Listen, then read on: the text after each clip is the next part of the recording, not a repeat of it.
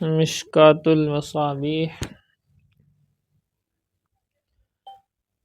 وعن عمرو بن شعيب عن أبيه عن جده أن رسول الله صلى الله عليه وسلم قال اللہ کے رسول صلی اللہ علیہ وسلم کہا کرتے تھے اذا فزع احدکم فی النوم، جب تم میں سے کوئی شخص نیند میں ڈر جائے، فزع احدکم، تم میں سے کوئی شخص ڈر جائے، فی النوم، نیند کے اندر، فلیقل، چاہیے کہ یہ کہہ لیا کرے، کیا کہے، دعا ہے یہ، اعوذ بکلمات اللہ التامات من غضبہ وعقابہ وشر عبادہ ومن ہمزات الشیاطین وان یحضرون، یہاں تک۔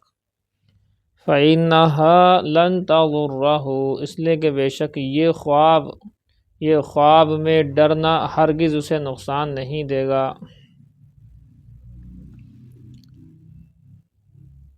سمجھ گئے نہیں آپ بات؟ وَكَانَ عَبْدُ اللَّهِ بْنُ عَمْرٍ يُعَلِّمُهَا مَنْ بَلَغَ مِنْ وَلَدِهِ، اور حضرت عبداللہ بن عمرو سکھاتے تھے اس دعا کو ان بچوں کو گھر کے ان بچوں کو جو کہ بالغ ہیں ان کی اولاد میں سے، وَمَنْ لَمْ يَبْلُغْ، جو چھوٹے بچے ہیں نابالغ ہیں، مِنْهُمْ ان کی اولاد میں سے، كَتَبَهَا، تو اسے لکھ دیتے تھے، فی صکٍ، ایک کاغذ میں، اسے لکھ کر کاغذ میں، ثم علقها فی عنقہ، پھر ڈال دیا کرتے تھے ان کے گلے کے اندر۔ یہ ہے جی تعویذ، گلے کے اندر ڈال دینا دھاگا، ڈورا، اس میں چند شرائط کے ساتھ میں اس کی گنجائش ہے، اگر وہ شرطیں نہ پائی جائیں تو پھر نہیں ہے گنجائش۔ نمبر ایک بات تو یہی ہے کہ تھرڈ کوالٹی کی چیز ہے، فرسٹ کوالٹی کی چیز نہیں ہے۔ فرسٹ کوالٹی کی چیز یہ ہے کہ انسان خود دعاؤں کو پڑھے۔ بالغ شخص کے لیے تو اصولی بات یہی ہے کہ وہ پڑھے، نابالغ کے لیے یہ ہے کہ جو پڑھ ہی نہیں سکتا تو اس کے لیے ہے گنجائش، لیکن سب سے پہلی شرط، جیسے ہم دوا کھاتے ہیں یقین اللہ پر ہوتا ہے، کوئی نہیں کہتا ہے کہ اس دوا سے ٹھیک ہوں گا بلکہ اللہ ٹھیک کرے گا، دوا کھاؤں گا۔ اسی طریقے سے کہے دھاگا تعویذ جو بھی ہے دم کیا ہوا دعا پڑھی ہوئی کہ اس سے شفا نہیں ہوگی، اللہ شفا دے گا تو شفا ہوگی۔ دوسرا یہ ہے کہ وہ دم درود اور تعویذ وغیرہ جو ہونے چاہیے وہ عربی کے اندر ہونے چاہیے، کسی اور لینگویج کے اندر نہ ہو، یہ عربی کے اندر ہوں گے تو زیادہ اچھی بات ہے۔ دعا وغیرہ جو ہوتی ہیں قرآن و حدیث کی وہ زیادہ اچھی بات ہے۔ تیسری شرط یہ ہے کہ وہ عربی کی دعائیں بھی قرآن اور حدیث کی ہونی چاہیے، کلام پاک اور احادیث کی دعائیں ہونی چاہیے، الگ سے بنی ہوئی عربی نہیں ہے۔ تو ایک یہ بھی چیز ہے، تو چند شرطوں کے ساتھ میں جو علماء کرام نے گنجائش دی ہے، لیکن نابالغ کے لیے ہے، پہلی بات تو یہی ہے۔ اس کے باوجود بھی یہ ہے کہ تھرڈ کوالٹی میں چیز، اگر نابالغ بچہ نہیں پڑھ سکتا تو آپ اسے پڑھ کر کے پھونک مار سکتے ہیں۔ یہ ہے جی۔ وعن انس رضی اللہ تعالی عنہ قال قال رسول اللہ صلی اللہ علیہ وسلم، اللہ کے رسول صلی اللہ علیہ وآلہ وسلم نے ارشاد فرمایا، من سأل اللہ الجنہ، جس شخص نے جنت کا سوال کیا، ثلاث مرات، 3 دفعہ، قالت، تو کہتی ہے، قالت الجنت، جنت کہتی ہے، اللہم ادخلہ الجنہ، اے اللہ تو اسے مجھ جنت کے اندر، مجھ میں یعنی جنت کے اندر اسے داخل فرما۔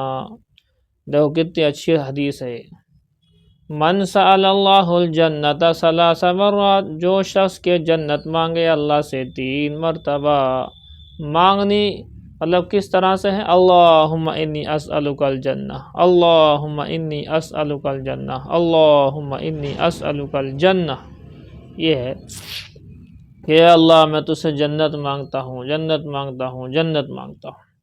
لو جی، تو کیا کہتی ہیں، جنت کہتی ہے، اللہم ادخلہ الجنہ، تو اسے جنت میں داخل فرما۔ ومن استجار من النار 3 مرات، اور جو شخص کے جہنم سے پناہ چاہے 3 مرتبہ، اللہ کی پناہ مانگے جہنم سے 3 مرتبہ، قالت النار، تو جہنم کہتی ہیں، اللہم اجرہ من النار، اللہم اجرہ من النار، اے اللہ تو اسے جہنم کی آگ سے بچا لے۔ تو دعا کس طریقے سے مانگنی؟ اللہم اجرنی من النار، وہی والی بات آ گئی، 7 مرتبہ والی روایت بھی ہے نا صبح شام کی، اللہم اجرنی من النار، اس کا مطلب یہ ہے کہ ہر دعا کے اندر 3 مرتبہ اسے مانگ لیا کرو، باقی صبح شام جو ہے 7 مرتبہ کی الگ روایت ہے۔ اللہم اجرہ من النار، اے اللہ تو اسے جہنم کی آگ سے بچا دے، تو اللہم اجرنی من النار اس طریقے سے مانگو۔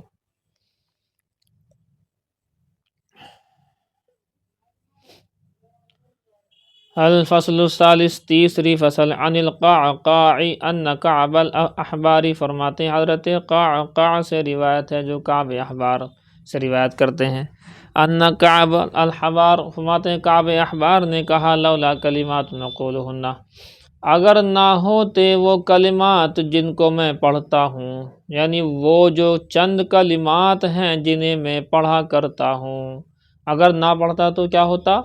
لجعلتنی یہود حمارا، تو یقیناً مجھے گدھا بنا دیتے یہودی، اگر میں وہ دعائیں نہ پڑھوں تو یہ جادو سے یہ یہودی لوگ مجھے گدھا بنا ڈالتے۔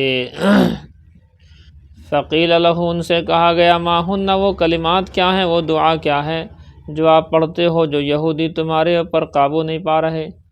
تو انہوں نے قال، یہ دعا پڑھ کر کے بتائی، اعوذ بوجہ اللہ العظیم الذی لیس شیء اعظم منہ وبکلمات اللہ التامات التی لا یجاوزہن بر ولا فاجر وباسماء اللہ الحسنى ما علمت منها ما لم اعلم من شر ما خلق وذرأ وبرأ، رواہ مالک، یہاں تک ہے یہ دعا۔ تو حضرت کعب احبار یہ فرماتے ہیں کہ اگر یہ دعا نہ ہوتی تو یہودی مجھے گدھا بنا دیتے۔ دیکھو اب یہ جو ہے کعب احبار جو یہ بات کہہ رہے ہیں کہ میں دعا نہ پڑھتا تو یہودی مجھے گدھا بنا ڈالتے۔ گدھا بنانے کی 2 شکلیں لکھی ہیں کتابوں میں۔ پہلی بات تو یہ کہ کچھ جادو ہی اس طرح کا ہے ان لوگوں کے پاس کہ انسان کی کیفیت ہی چینج ہو جایا کرتی ہے، یعنی جیسے انسان واقعی گدھے کے قالب میں چینج ہو جائے۔ دوسری شکل اور ہے، گدھا بنانے سے مراد ہے بے وقوف بنا دینا، پاگل وغیرہ جو ہوتے ہیں نا اس طرح سے ذہن میرا وہ ہو جائے گا اگر میں یہ دعا وغیرہ نہ پڑھوں۔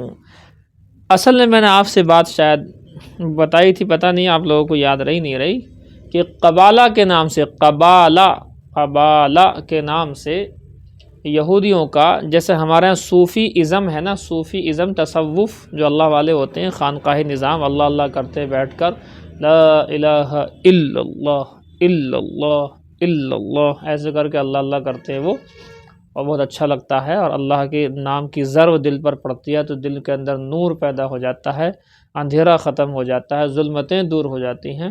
تو اسی طریقے سے یہ تو اچھائی میں ہو گیا ہمارا، اسی طریقے سے خانقاہی نظام یہودیوں کے اندر ہے، اس نظام کو قبالہ کہتے ہیں۔ آپ اگر افریقہ کے ملکوں میں جاؤ گے تو وہاں بولتے ہیں قبالہ، وہ تھوڑا سا اور با کو جو ہے مشدد پڑھ دیتے ہیں، قبالہ۔ تو قبالہ جو ہے یہ ان کا ایک خاص خانقاہی ایک نظام ہے جادوگری کا، اس میں کام یہ ہوتا رات دن جادو، رات دن جادو، فلاں بزرگ کا نام لے کر، فلاں کا نام لے کر، فلاں کا پتلا بنا کر، فلاں کا پتلا، ساری دنیا کے جتنے بھی ایمان والے بڑے بڑے بزرگ ہوتے ہیں ہمارے، ان سب کے خلاف وہاں سے جادو ہوتا، آج بھی ہوتا ہے۔ اب اس کی شاخیں ہو گئی ہیں جگہ جگہ، آپ کا ہندوستان چونکہ وہیں سے کانٹیکٹ رکھتا ہے، آپ کے ہندوستان کے اندر جگہ جگہ صوبے میں اور ضلع کے اندر وہ باقاعدہ کھل چکے ہیں، اور لاکھوں کروڑوں روپیہ خرچ ان کے پر کیا جا رہا ہے، اور وہ جادو کر رہے ہیں لگاتار جو علاقے کا فیمس ہوتا ہے اس کے اوپر چھوڑ دیتے ہیں جادو، جب دیکھا زیادہ اٹھ رہا ہے تو اس کے اوپر جادو چھوڑ دیتے ہیں۔ یہ بہت کچھ ہو رہا ہے، بہرحال زیادہ وضاحت اس لیے نہیں کر سکتے کہ ہم جو ہے اس کو زیادہ کھولنا بھی مناسب نہیں سمجھتے۔ یہ سمجھ لیجئے کہ آپ حیران ہو جائیں گے اگر میں ایک بات بتاؤں آپ کو، کہ 100 میں سے 99 پر جادو ہے آج کی ڈیٹ میں، 100 میں سے 99 پر جادو ہے، لیکن وہ اس کو محسوس نہیں کر رہا ہے۔ میں نے بتایا تھا کہ جادو کی ایک علامت یہ بھی ہے کہ عبادت سے من نہ لگے، پڑھنے پڑھانے کو دل نہ چاہے، برائی کے اندر من لگے، موبائل لے کر کے بیٹھ جائیں تو 4 گھنٹے میں آدمی یوں کہہ رہا ابھی تو لیا ہی تھا موبائل۔ جادو کی علامتوں میں سے ایک یہ۔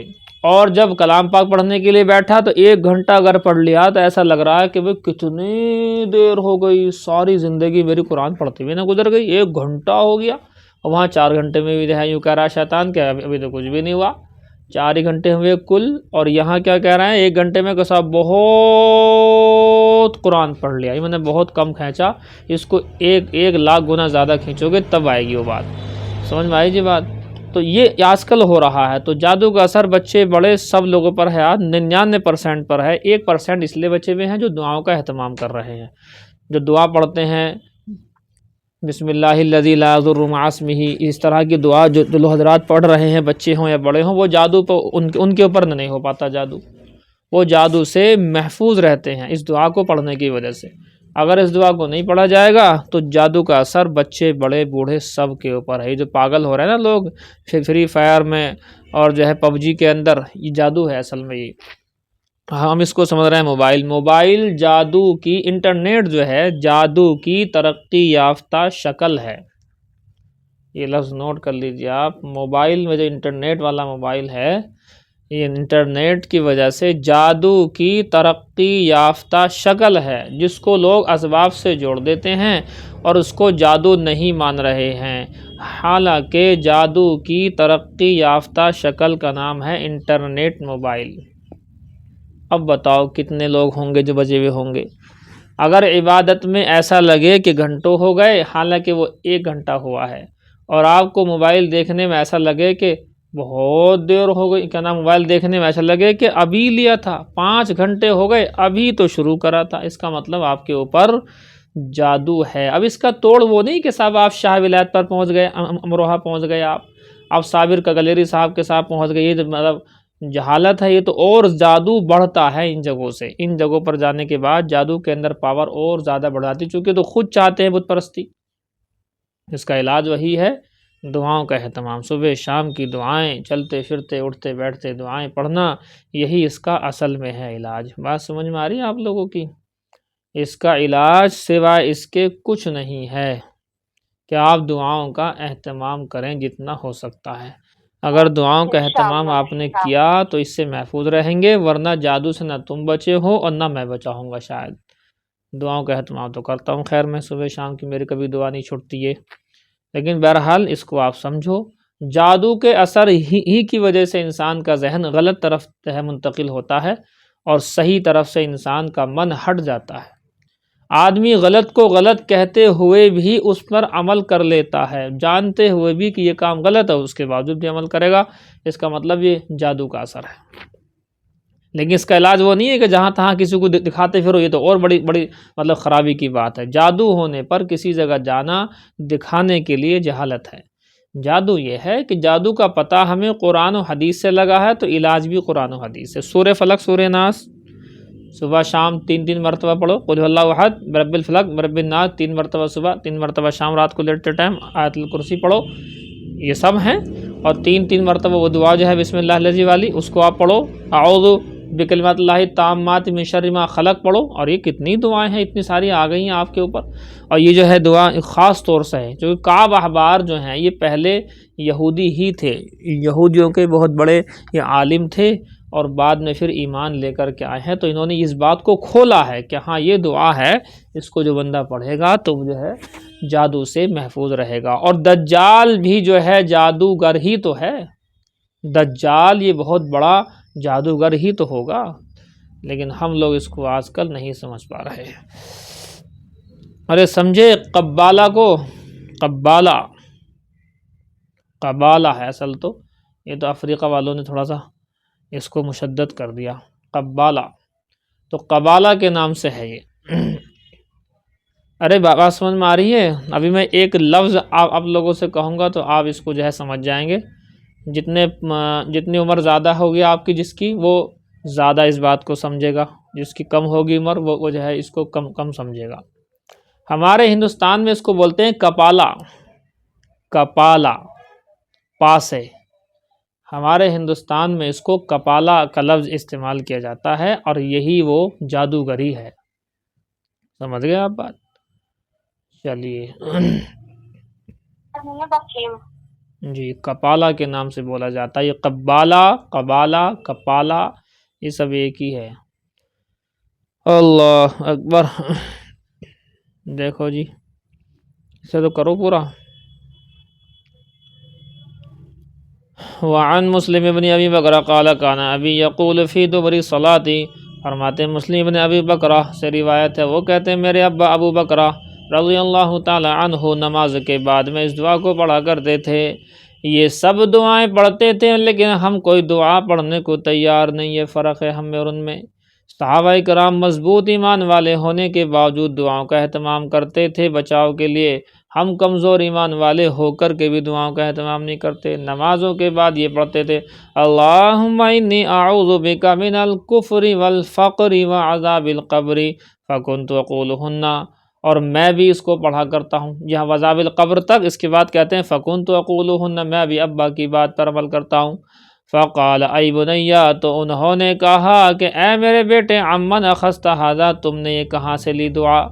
قلت عنک، میں نے کہا آپ سے۔ قال ان رسول اللہ صلی اللہ علیہ وسلم کان یقولہن فی دبر صلاۃ، کہ اللہ کے رسول صلی اللہ علیہ وسلم اس دعا کو پڑھا کرتے تھے نماز کے بعد۔ رواہ النسائی والترمذی الا انہ لم یذکر فی دبر صلاۃ، ورواہ احمد لفظ الحدیث وعندہ فی دبر کل صلاۃ، ہر نماز کے بعد میں اس دعا کو پڑھا کرتے تھے۔ تو اس کو پڑھنے میں کیا دقت ہے ہر نماز کے بعد؟ اللہم انی اعوذ بک من الکفر والفقر وعذاب القبر، تین چیزوں سے پناہ ہے اس کے اندر، کفر، فقر اور عذاب قبر۔ بتاؤ کیا بھاری ہے؟ اللہم انی اعوذ بک من الکفر والفقر وعذاب القبر، اللہم انی اعوذ بک من الکفر والفقر وعذاب القبر۔ جی نہیں سمجھ میں آئی جی؟ چلیے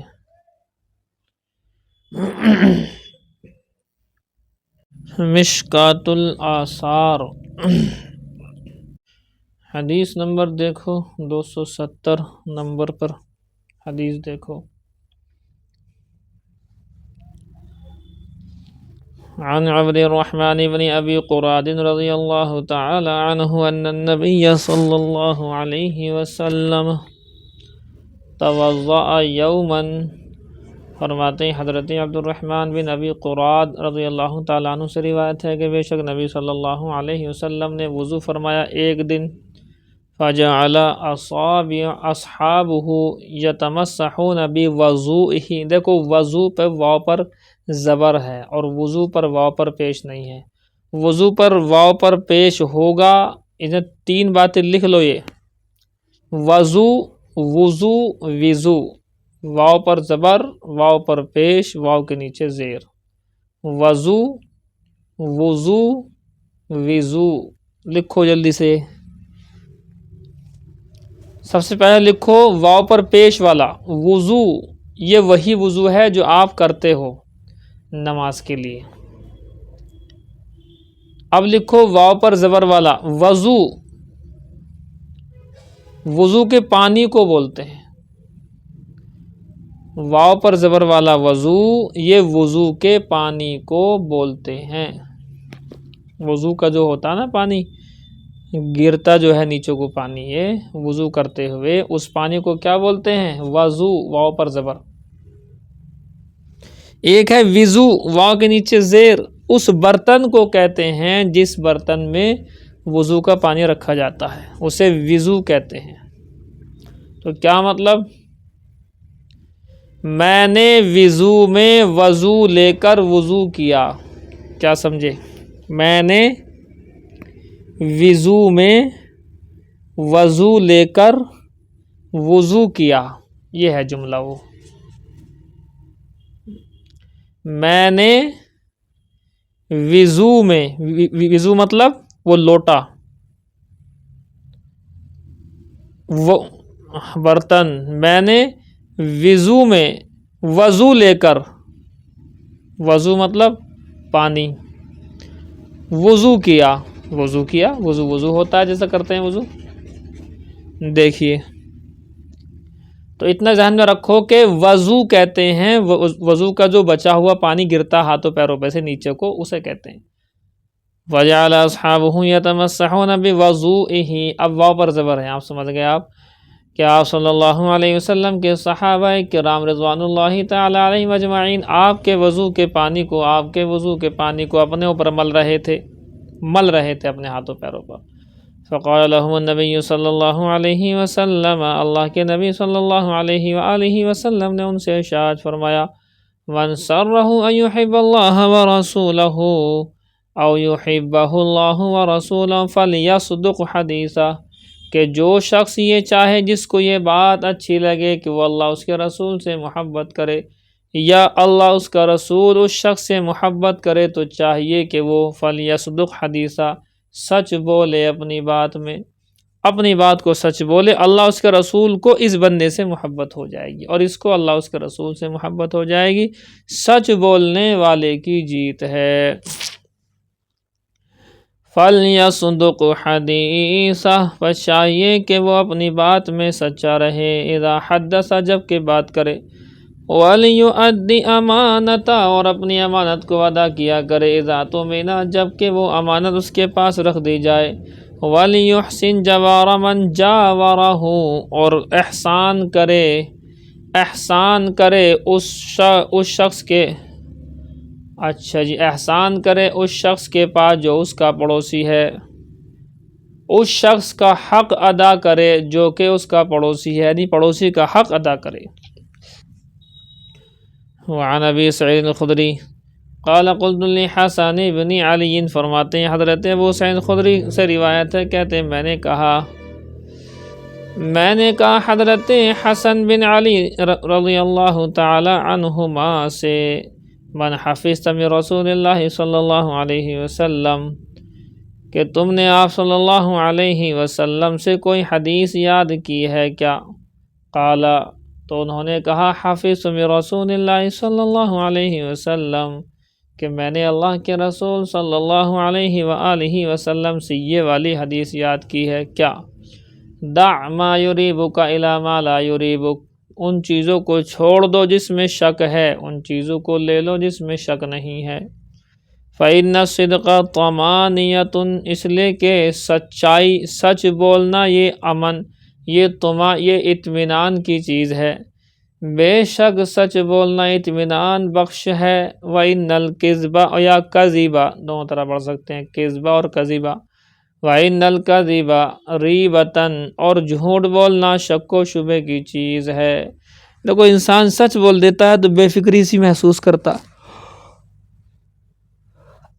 اور انسان اگر جھوٹ بولتا ہے تو بے فکری نہیں ہوتی، بلکہ شک و شبے میں رہتا، کہیں میرا جھوٹ نہ پکڑا جائے، کہیں کوئی مجھے پہچان نہ لے، کہیں ایسا نہ ہو جائے، ویسا نہ ہو جائے، اس طرح کی باتیں، خیالات ذہن میں رہتا ہے۔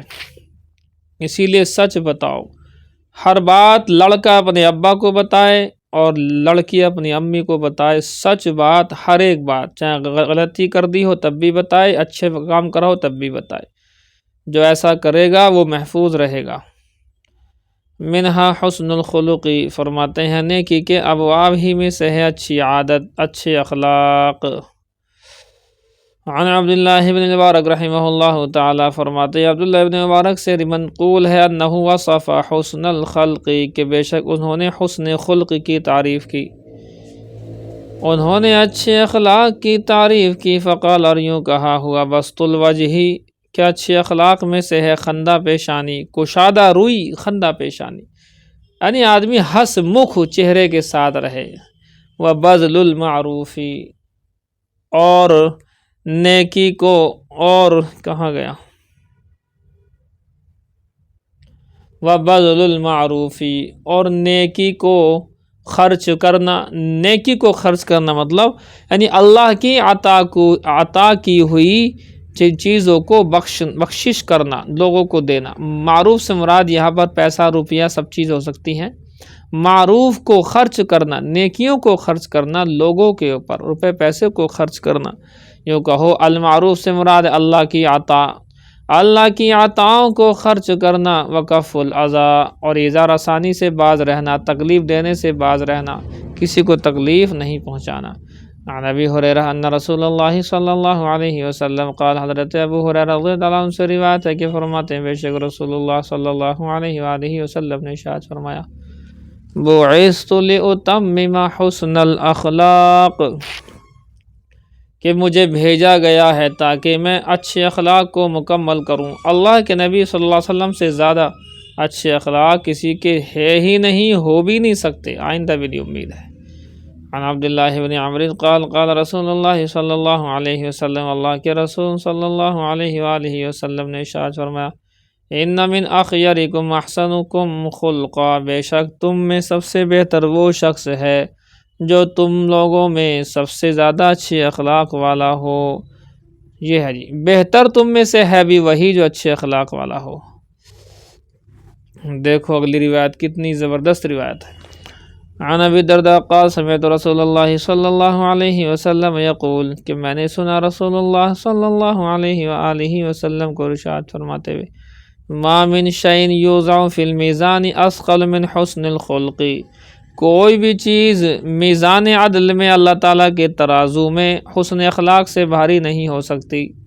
کوئی بھی چیز جس کو رکھا جائے میدان محشر کے ترازو میں، میزان سے مراد یہی ہے، اثقل من حسن الخلق، اچھی اخلاق سے زیادہ بھاری نہیں ہو سکتی۔ کیسے؟ وَإِنَّ صَاحِبَ حُسْنِ الْخُلُقِ، بے شک اچھے اخلاق والا شخص، لَيَبْلُغُ بِهِ دَرَجَةَ الصَّائِمِ، اس اچھے اخلاق کے ذریعے سے پا لیتا ہے درجۃ صاحب الصوم، روزے دار کے مقام کو، والصلاۃ، اور روزے دار کے نمازی کے مقام کو۔ ایک آدمی دن بھر روزے رکھتا ہے، راتوں کو عبادت کرتا ہے، نفل تہجد سب، پھر بھی اچھے اخلاق والا آدمی ہی زیادہ افضل ہے اس سے۔ اور جس کے اچھے اخلاق ہوں اور وہ روزہ بھی رکھتا ہو اور نماز بھی راتوں کو تہجد پڑھتا ہو تو اس سے اچھا کیسے ہو جائے گا؟ ظاہر سی بات ہے، وہاں دونوں چیزیں مل گئی ہیں۔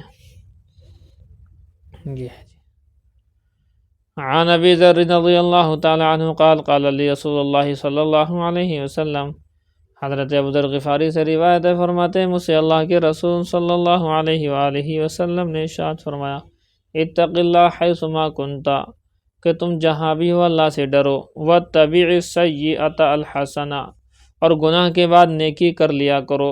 گناہ کے بعد نیکی کر لو، دھوکے سے گناہ ہو گیا تو فوراً نیکی کرو، تمحوہا، وہ نیکی اس گناہ کو مٹا دے گی، وخالق الناس بخلق حسن،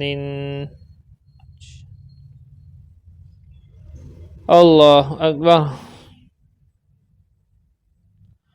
وخالق الناس، اور لوگوں سے معاملہ کرو۔ خالق کا لفظ ہے خالق یخالق مخالقتن سے ہے، یہ خالق اسم فاعل کا صیغہ، اسم یہ امر کا صیغہ، فعل امر ہے، خالق اسم فاعل نہیں، خالق یہ فعل امر ہے۔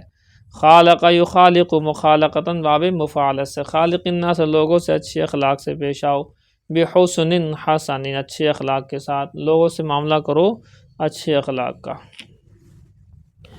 عن ابی ہریرہ عن النبی صلی اللہ علیہ وسلم قال، حضرت ابو ہریرہ سے روایت ہے کہ اللہ کے نبی صلی اللہ علیہ وسلم ارشاد فرمایا، المؤمن غر کریم، کہ مومن تو بھولا بھالا ہوتا ہے، دھوکہ کھا جاتا ہے اور سخی ہوتا ہے۔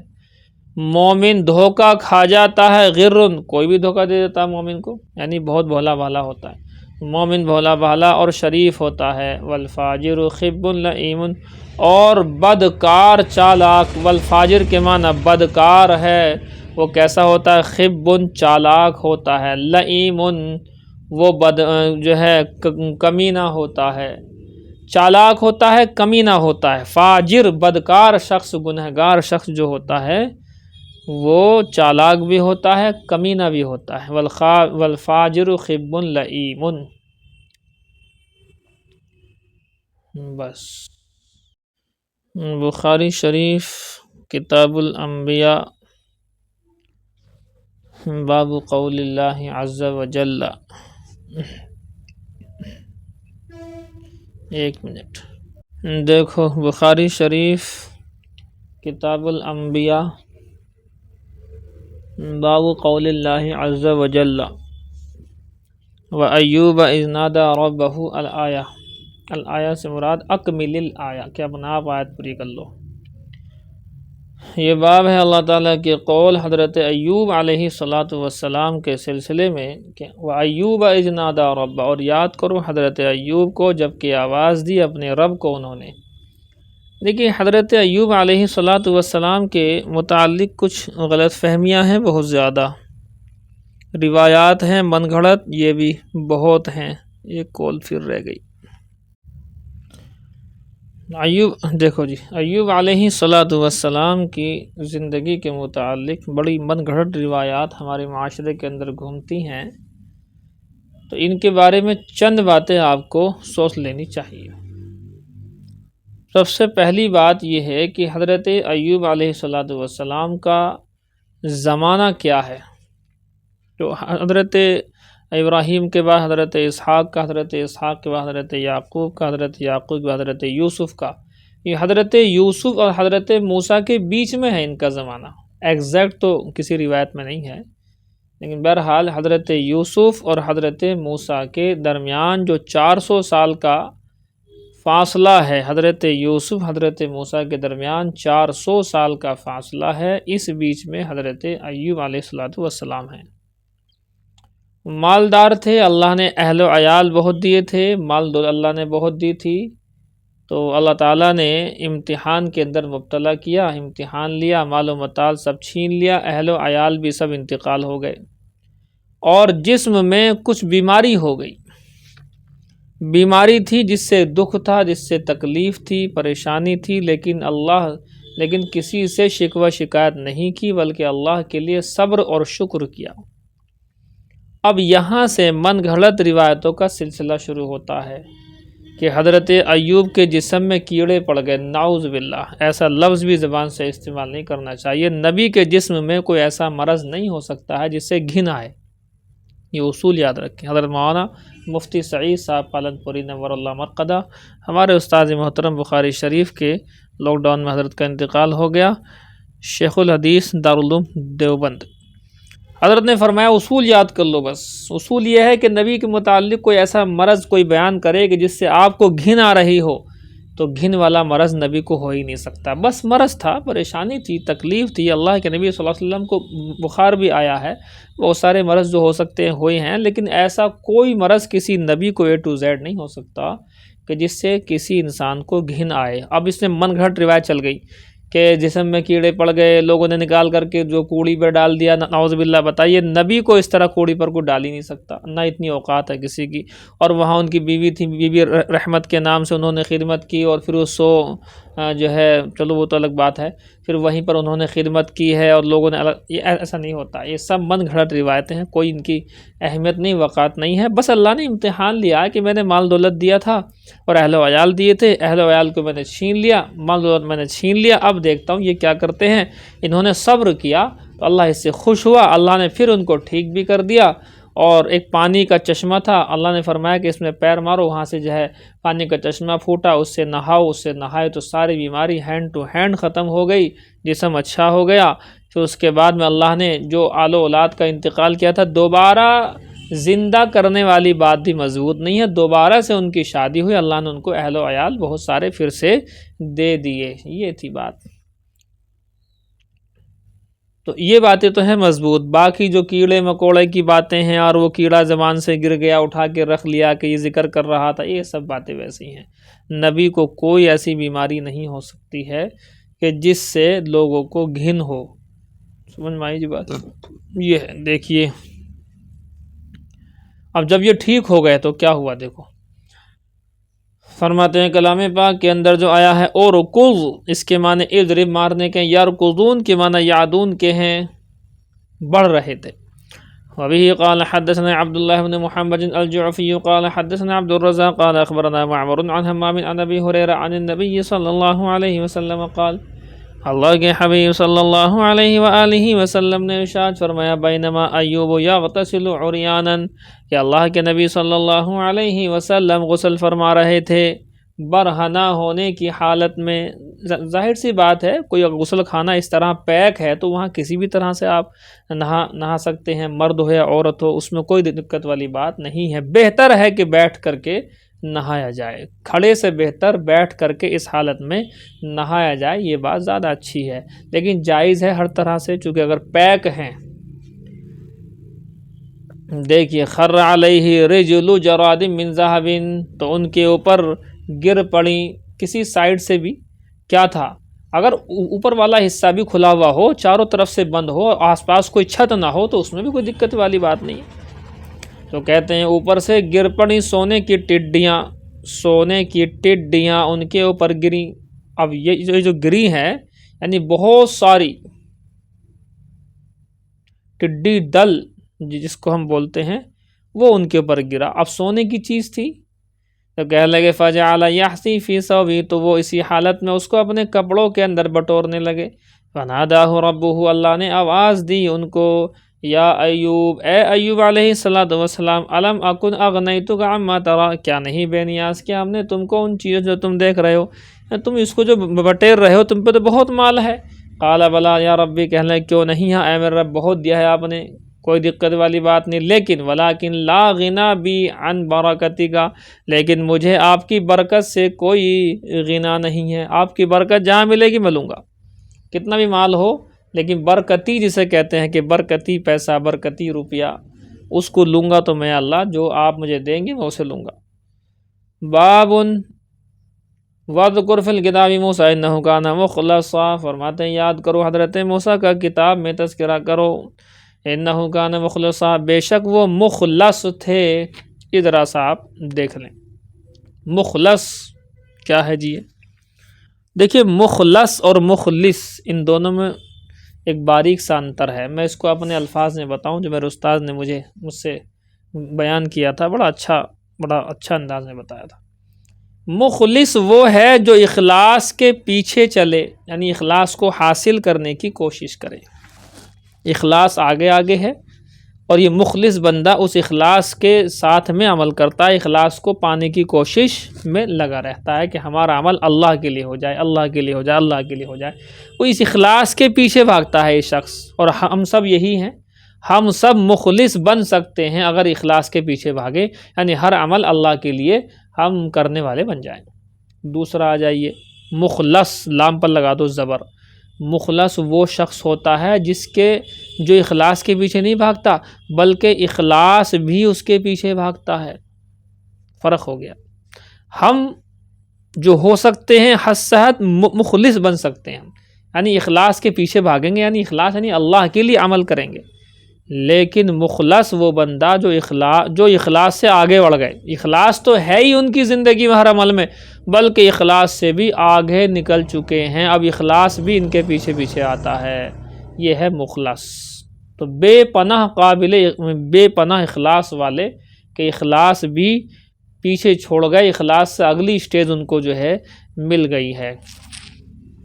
کہتے ہیں بے شک وہ مخلص تھے، وکان رسول نبی، اور اللہ کے رسول بھی، اللہ کے نبی بھی تھے۔ آپ سے بتا چکا ہوں 313 314 315 کی روایتیں ہیں، 3 روایتیں ہیں رسولوں کی، باقی انبیاء ہیں۔ تو کچھ رسول بھی، جو رسول ہوگا نبی ضرور ہوگا، لیکن جو نبی ہوگا اس کا رسول ہونا ضروری نہیں ہے، اسی لیے نبی بہت سارے ہیں، رسول 313 یا 14 یا 15۔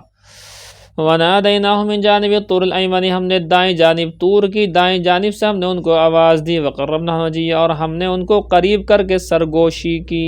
یہ آیت ہے یقال للواحد والاثنین والجمع، فرماتے ہیں نجیہ کا لفظ یہ واحد کے لیے بھی ہے، تثنیہ کے لیے بھی ہے، جمع کے لیے بھی ہے، نجیٌ ہے۔ وَيُقَالُ خَلَصُوا نَجِيًّا، قرآن مقدس میں ایک جگہ اور آیا کہ وہ الگ ہو گئے مشورہ کے لیے، اعتزلوا نجیہ، مشورہ کرنے کے لیے الگ ہو گئے۔ الجمیع انجیہ، اور جمع اس کی جو آتی انجیہ آتی ہے، تناجونا، یا تناجونا مشورہ کرنے کو کہتے ہیں، تلقفو کے معنی نگل لینا، تلقمو کے معنی ہے، یہ کلام پاک مختلف جگہوں پر الفاظ آئے ہیں۔ وبہ قال حدثنا، یہ روایت شروع میں آئی تھی آپ کی، بالکل شروع میں جلد اول ہی کے اندر، شروع میں جو لمبی سی روایت تھی جس میں اللہ کے نبی صلی اللہ علیہ وسلم کے پاس جو ہے غار حرا کے اندر جبرائیل کا آنا اور بات چیت وغیرہ، حضرت جبرائیل کے آنے کے بعد حضرت بی بی خدیجہ کا اپنے جو چچیرے بھائی تھے ورقہ بن نوفل کے بعد حضور کو لے کے جانا اور حضور کا وہاں جا کر کے بتانا کہ میرے ساتھ ایسا ایسا پیش ہوا ہے، وہ والی روایت ہے دیکھو۔ وبه قال حدثنا عبد الله بن يوسف قال حدثنا الليث قال حدثني عقيل بن عدي بن شهاب قال سمعت عروة قالت عائشہ، حضرت عائشہ فرماتی فرجع النبی صلی اللہ علیہ وسلم الی خدیجہ یرجف فؤادہ، فرماتے اللہ کے نبی صلی اللہ علیہ وسلم لوٹے کہاں سے؟ غار حرا سے، وہ جو منظر دیکھ لیا تھا تو خدیجہ کی جانب لوٹے اس حال میں کہ آپ کا دل ہل رہا تھا، کانپ رہا تھا آپ کا دل۔ فانطلقت بی الی ورقۃ بن نوفل، فرماتے ہیں کہ وہ لے گئی اللہ کے نبی صلی اللہ علیہ وسلم کو ورقہ بن نوفل کے پاس۔ وَكَانَ رَجُلًا تَنَصَّرَ يَقْرَأُ الْقُرْآنَ بِالْعَرَبِيَّةِ، فرماتے ہیں وہ ایسے شخص تھے جنہوں نے عیسائیت کو قبول کیا ہوا تھا۔ اب ظاہر سی بات ہے حضور سے پہلے عیسائیت ہی حق پر تھی، اب حضور آ گئے تو وہ ختم۔ یقرأ الانجیل، جو کہ انجیل کو پڑھا کرتے تھے، بالعربیت، عربی زبان کے اندر۔ فقال ورقہ، تو ورقہ نے کہا ماذا ترى، کہ بھتیجے بتاؤ تم نے کیا دیکھا؟ فاخبرہ، انہوں نے خبر کی۔ فقال ورقہ بن نوفل، تو ورقہ ابن نوفل نے جواب دیا ھذا الناموس الذی، یہ تو وہی ناموس ہے، رازدار فرشتے کو کہتے ہیں ناموس، یہ تو وہی رازدار فرشتہ ہے، الذی انزل اللہ عز وجل علی موسیٰ، جس کو نازل کیا تھا اللہ رب العزت والجلال نے حضرت موسیٰ پہ آتا تھا جو۔ وَإِنْ أَدْرَكَنِي يَوْمُكَ، اور اگر تمہارے زمانے نے مجھے پایا، تمہارا دن مجھے ملا، یعنی جب تم اعلان کرو گے نبوت کا تب وہ دن مجھے مل گیا، تو انصرک نصرا مؤزرا، میں تمہاری سخت طریقے سے جو ہے مدد کروں گا۔ الناموس کہتے ہیں صاحب السری، راز والا، الذی یطلعہ، جو کہ اطلاع، جس کو اطلاع کر دیتا ہے، بما یسترہ عن غیرہ، صاحب سر وہ ہے کہ جس کو اطلاع کر دیتا ہے ان باتوں کو بھی جس کو دوسروں سے چھپاتا ہے، دوسروں سے جو باتیں چھپائی جاتی ہیں صاحب سر، راز والے کو وہ باتیں دے دی جاتی ہیں۔ تو ناموس یہ حضرت جبرائیل کے بارے میں کہا گیا۔ باب قول اللہ عز وجل، اللہ تعالیٰ کے قول کے بارے میں ہے۔ وَهَلْ أَتَاكَ حَدِيثُ موسیٰ، کیا آئی تمہارے پاس حضرت موسیٰ کی حدیث اور بات، حضرت موسیٰ کا قصہ کیا تمہارے پاس آیا کہ نہیں آیا؟ تو اللہ نے پھر وہ پورا کا پورا جو ہے وضاحت کے ساتھ نے بیان کیا۔ مختلف آیات ہیں دیکھو جن کا خلاصہ آپ نے، چونکہ یہ واقعے اتنے مشہور ہوتے ہیں، حضرت موسیٰ والے واقعے بہت زیادہ مشہور ہیں، تو اس میں جو الفاظ آ رہے ہیں، بلکہ آج اتنا ہی رہنے دو، ابھی ہلکا ہلکا شروع کرو۔ اللہ اکبر۔